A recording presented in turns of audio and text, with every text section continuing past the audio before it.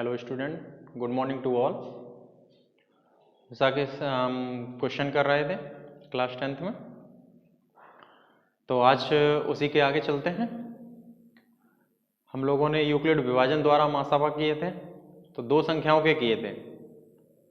आज हम तीसरी तीन संख्याओं के करके देखते हैं कैसे होते हैं।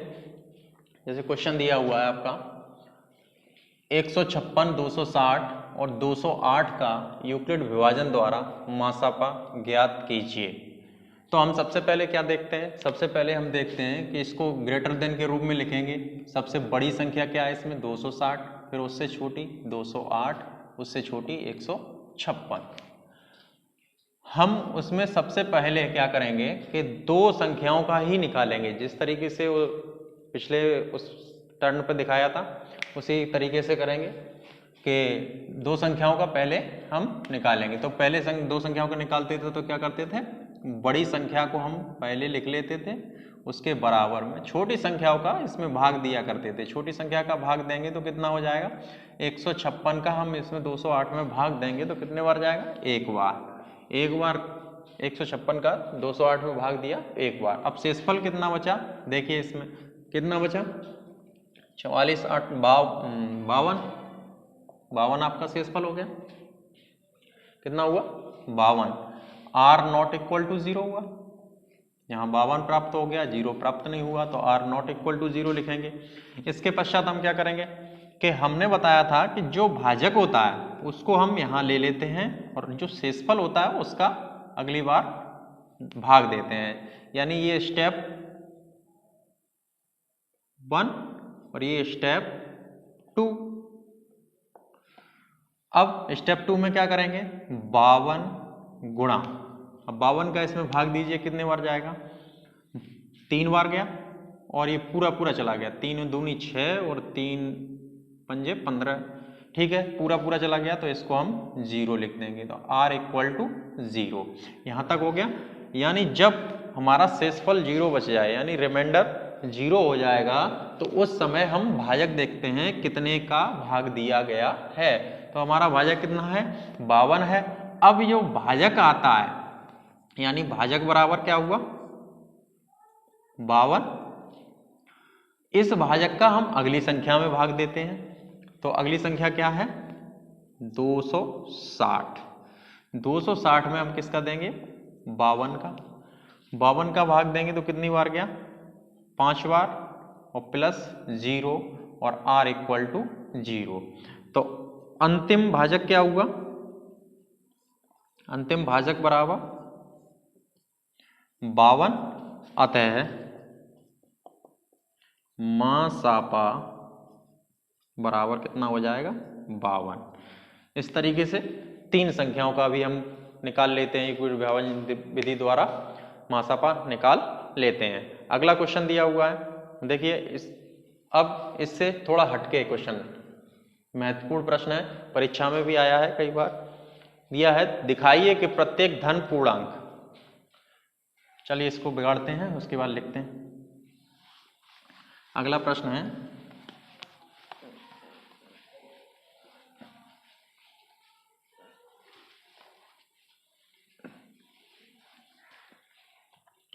अगला क्वेश्चन दिया है, दिखाइए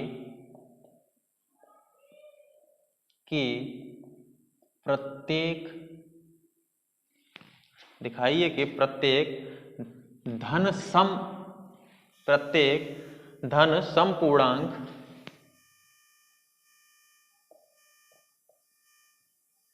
पूर्णांक 2q के रूप का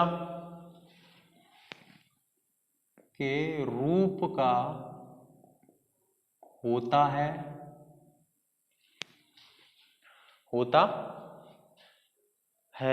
तथा प्रत्येक धन विषम पूर्णांक रूप का होता है तथा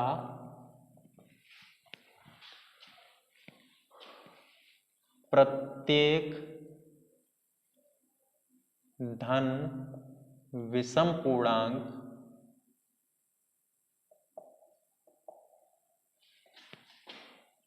टू क्यू प्लस 1 के रूप का होता है।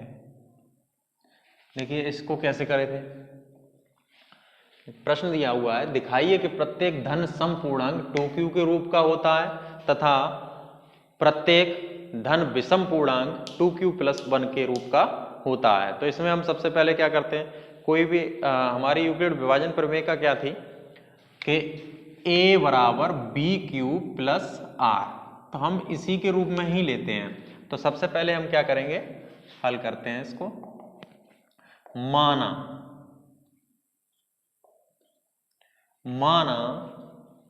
a कोई धन पूर्णांक है, माना a कोई धन पूर्णांक है, a कोई धन पूर्णांक है और माना b बराबर 2। देखिए इसका गुणांक लेते हैं, जैसे 2q दिया हुआ है, 2m 2n 2p जो भी दिया हो उसका गुणांक ले लेते हैं, वो b बराबर ले लेते हैं। किसके बराबर ले लेते हैं, b बराबर। तो अब हमारी यूक्लिड विभाजन प्रमेय का क्या होती है, अब लिखते हैं यूक्लिड विभाजन प्रमेय का से, यूक्लिड विभाजन प्रमेय का से, यूक्लिड विभाजन प्रमेय का क्या कहती है, यूक्लिड विभाजन प्रमेय का से देखेंगे तो क्या होता है, a बराबर bq + r, ये अभी बताई थी। तो a बराबर bq + r, इसमें ये वैल्यू पुट करते हैं, तो a बराबर कितना हो जाएगा 2q, यहां पर b बराबर इतना दिया हो 2q + r, जहां r बराबर 1 0 और 1, दो ही होंगे, तीसरा होगा नहीं। जहां पर b की वैल्यू होती है उससे एक कम होता है, यानी यूं लिख सकते हैं आप इसको, r is less than b, r is less than b, यानी b से कम होना चाहिए r का मान। तो क्योंकि बराबर होता है अगर तो 0 ही हो जाएगा, ठीक है। तो 0 और 1 हो गया। अब r बराबर 0 रखने पर, r बराबर 0 रखेंगे तो a बराबर कितना हो जाएगा 2q + 0, यानी a बराबर 2q, a बराबर कितना हो जाएगा 2q हो जाएगा, a बराबर कितना हो जाएगा 2q, ठीक है। a बराबर 2q हो गया। अब हम आगे चलेंगे, इसके आगे चलेंगे तो क्या हो जाएगा, a बराबर 2q ले लिया, ये क्या हुआ हमारा सम, कैसा आया सम, क्योंकि किसी भी संख्या, कोई भी अगर संख्या दी हुई है उस संख्या का गुणक 2 हो या 2 से विभाज्य कोई संख्या हो तो वो संख्या हमारी कैसी होती है, सम होती है। तो हम देखिए यहाँ पर q के गुणा में क्या है 2, तो हम इसको क्या कह सकते हैं सम, तो हमारा सम आ गया, ठीक है। अब r बराबर हम 1 रखेंगे, r बराबर 1 रखने पर, r बराबर 1 रखेंगे तो a बराबर 2q + 1 हो जाएगा। और किसी संख्या में अगर एक जोड़ दिया जाए तो वो हमारी संख्या क्या हो जाती है विषम, विषम हो जाती है, कैसी हो जाती है विषम।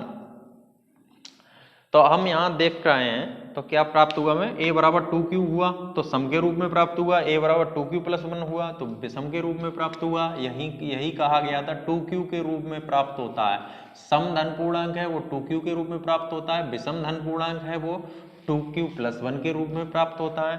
तो हम क्या कह सकते हैं, अतः प्रत्येक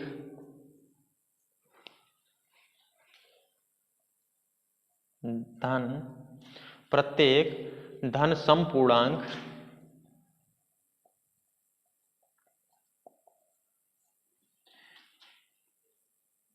टू क्यू तथा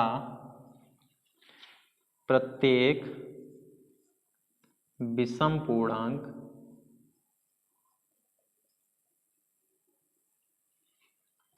2q+1 के रूप का होता है,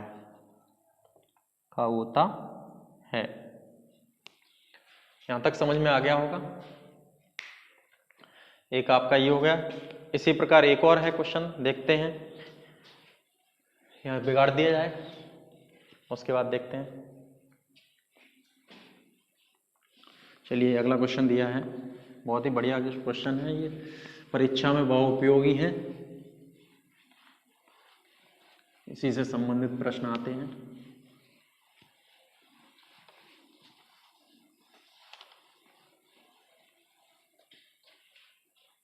अगला दिया हुआ है, यूक्लिड विभाजन प्रमेयिका का प्रयोग करके, अगला प्रश्न दिया है, यूक्लिड विभाजन प्रमेय का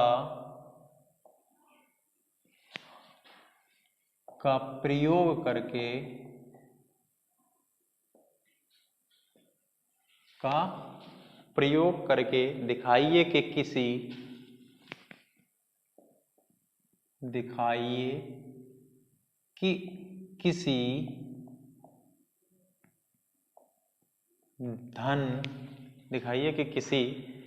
धन पूर्णांक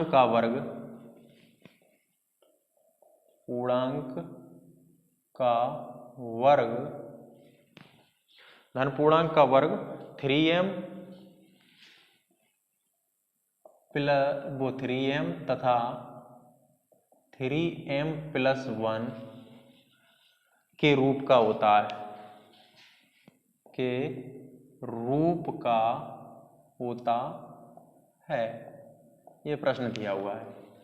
देखिए इसको हल कैसे करते हैं। क्या दिया हुआ है, यूक्लिड विभाजन प्रमेय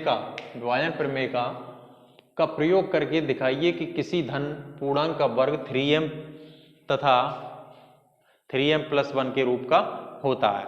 बिल्कुल इसी तरीके से करेंगे जैसे अभी किया था। माना a कोई धन पूर्णांक है,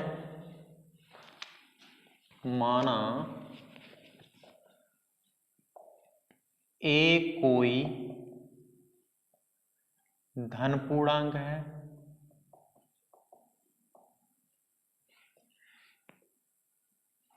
और तथा b बराबर, यहां से b लेंगे तो b कितना लेंगे, हमें बताया था ये गुणांक होता है इसका, वही लेते हैं तो कितना लेंगे 3, b बराबर हो जाएगा 3। अब यूक्लिड विभाजन प्रमेयिका से यूक्लिड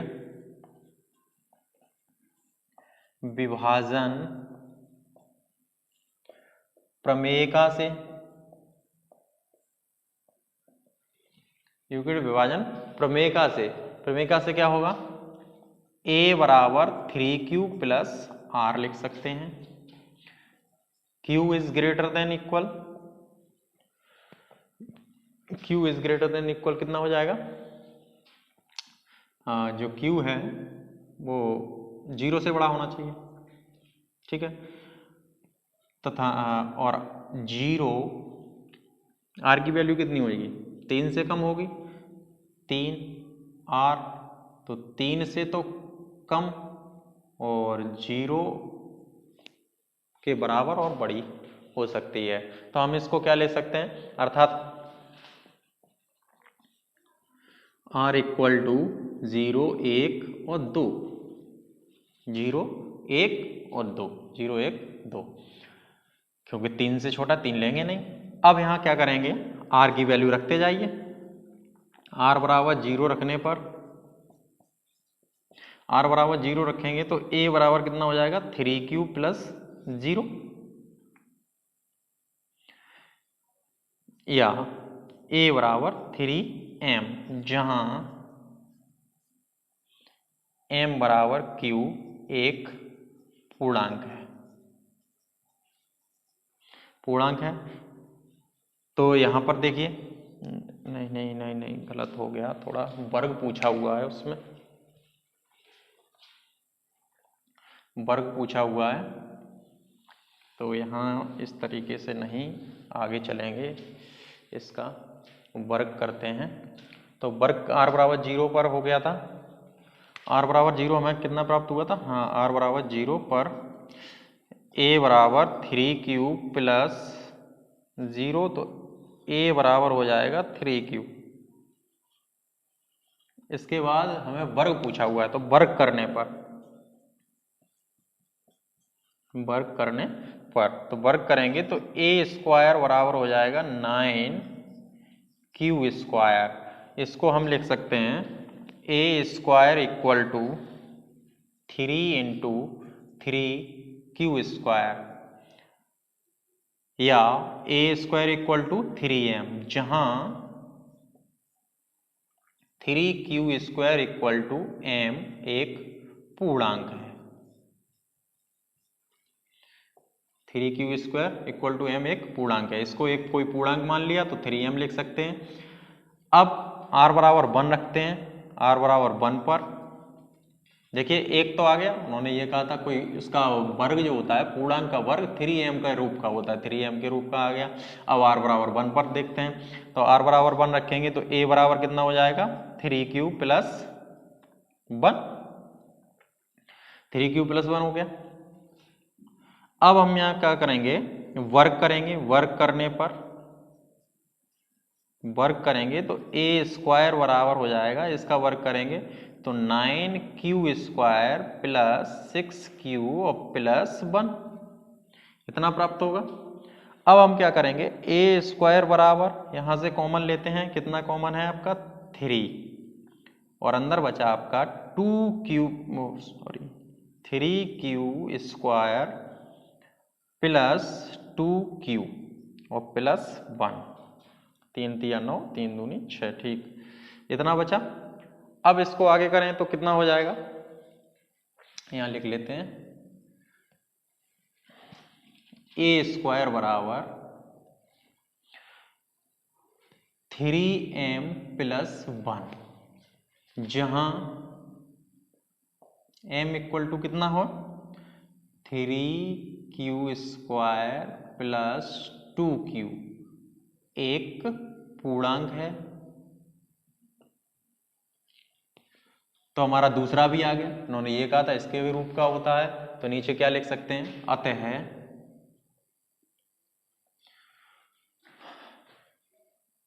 किसी धन पूर्णांक का वर्ग, धन पूर्णांक का वर्ग 3m व 3m प्लस 1 के रूप का होता है। समझ में आ गया होगा, कोई दिक्कत है नहीं है। चलिए आगे देखते हैं, इसको बिगाड़ते हैं। उम्मीद है ये समझ में आ गया होगा अच्छे तरीके से, इस तरीके के क्वेश्चन।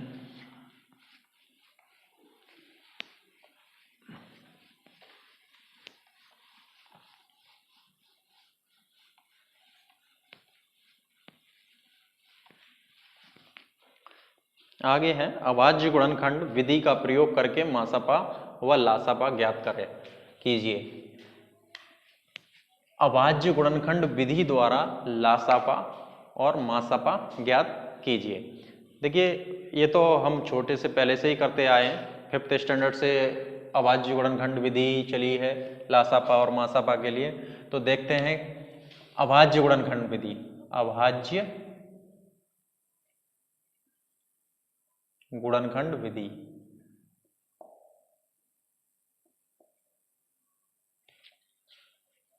गुणनखंड विधि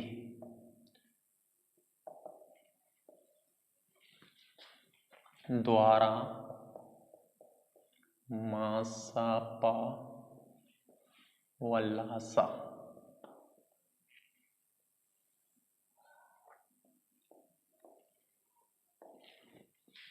किस तरीके से करते हैं, एक एग्जांपल ले लेते हैं।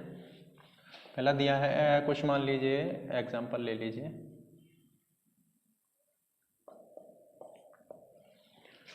हाँ एक कोई संख्या ले लो।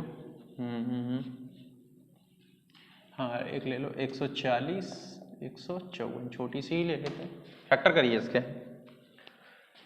अभाज्य गुणनखंड विधि। अभाज्य गुणनखंड का मतलब क्या होता है? अभाज्य संख्याएं कौन सी होती हैं? वे संख्याएं जिनमें स्वयं और एक के अतिरिक्त किसी अन्य संख्या से विभाजित नहीं होती हैं, अभाज्य संख्याएं कहलाती हैं। तो ऐसी संख्याओं के रूप में फैक्टर करेंगे पहले हम इसके, और उसके बाद निकालते हैं अभाज्य गुणनखंड विधि द्वारा। तो पहले हम 140 के फैक्टर करते हैं, तो 140 के फैक्टर करेंगे तो कितने हो जाएंगे? 2 से लेते हैं तो 70 बार गया, फिर 2 से लेंगे 3 और 5, फिर अब 2 से जाएगा नहीं क्योंकि इकाई का अंक 5 है, तो हम कितने है 3 से देखते हैं, 5 और 3 8 हो गए, तो हम 3 से भी नहीं जा रहा, अब कितने से देंगे? 5 से देंगे, तो कितने बार गया? 7, और फिर 7 से एक बार। हम दूसरा दिया है 154 का, 154 का फिर पुनः करेंगे, इकाई का अंक कैसा है? सम है, तो 2 से विभाजित करेंगे, 2 सत्ते 14 बचा 1, 2 सत्ते 14। अब यहाँ देखिए इनका योगफल करेंगे, 7 7 14, 14 में 3 से जाएगा नहीं, तो 3 से भी नहीं जाएगा, 5 से जाएगा नहीं, 7 से देते हैं 11 बार, और फिर 11 से करेंगे एक बार। तो इनकी वैल्यू कितनी हुई हमारी? 140 इक्वल टू हो गया 2 इंटू 2 इंटू 5 इंटू 7, और 154 इक्वल टू हो गया 2 इंटू 7 इंटू 11। तो इसमें मैच कितने खा रहे हैं? 1 और 2, 2 फैक्टर मैच खा रहा है। तो जितने एक जैसे कॉमन होते हैं, जैसे मासापा बराबर हो जाए, जितने कॉमन होते हैं वो तो होता है हमारा मासापा, तो 2 7 दूनी 14 हो गया। और जितने शेष बच जाते हैं लासा, तो लासापा क्या होता है? लासापा होता है कॉमन होते हैं, पहले तो कॉमन वाले लिख लेते हैं, उसके बाद जो शेष बचते हैं वो भी लिखते हैं, 2 गुणा 5 गुणा 11, तो कितना हो जाएगा? 7 दूनी 14, 14 दूनी 28, 28 पंजे 140, और 140 में 11 का मल्टीप्लाई कर दीजिए, 0, 11 चौकू 44, और 11 एकम 11, 11 और 4 15, 1540। ये हमारा क्या हो जाएगा? लासा। इतना ही होगा, देख लेना, 140 और 11, 11 चौकू 44 की 4, और 11 एकम 11, हाँ ठीक है, ये हो गया हमारा लासा। तो मासापा और लासापा ये होते हैं हमारे अभाज्य गुणनखंड विधि द्वारा मासापा और लासापा, ये तो बहुत पहले से ही पढ़े होंगे। अब इनमें कुछ संबंध होता है लासापा और मासापा में, वो एक हम सूत्र के रूप में लिखे देते हैं, यहां हटा देते हैं इसको।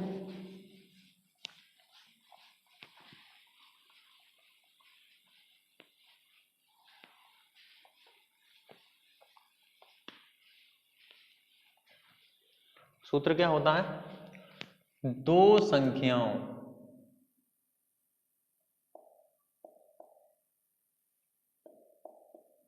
का गुणनफल बराबर लासपा व मासापा का गुणनफल।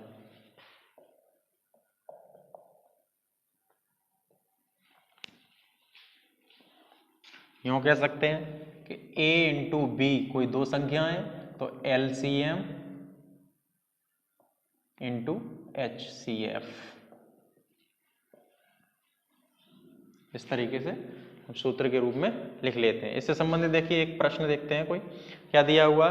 दो संख्याओं का मासा तथा लासा, दो संख्याओं का मासा तथा लासा है, दो संख्याओं का मासा तथा लासा क्रमशः 18 व 720 है, तो दोनों संख्याओं का गुणनफल ज्ञात कीजिए।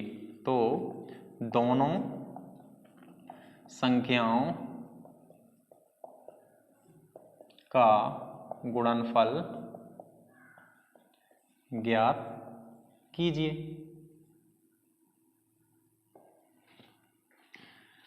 तो देखिए दो संख्याओं का मासा तथा लासा कितना दिया है, मासा और लासा दिया 18 और 720, यानी 18 ये दिया है 720, ये दिया है 18 और दो संख्याओं को गुणनफल पूछ रहे हैं, ये पूछ रहे हैं, तो इनका दोनों का क्या हो जाएगा, गुणा कर देंगे तो हमारे दोनों संख्याओं का गुणनफल निकल आएगा। तो ये आप लोगों को करना है। आगे एक और लिखते हैं, दिखाइए कि प्रत्येक धनात्मक विषम, दिखाइए कि प्रत्येक धनात्मक विषम संख्या, धनात्मक विषम संख्या 4q + 1, 4q + 1 तथा 4q + 3, 4q + 3 के रूप में होती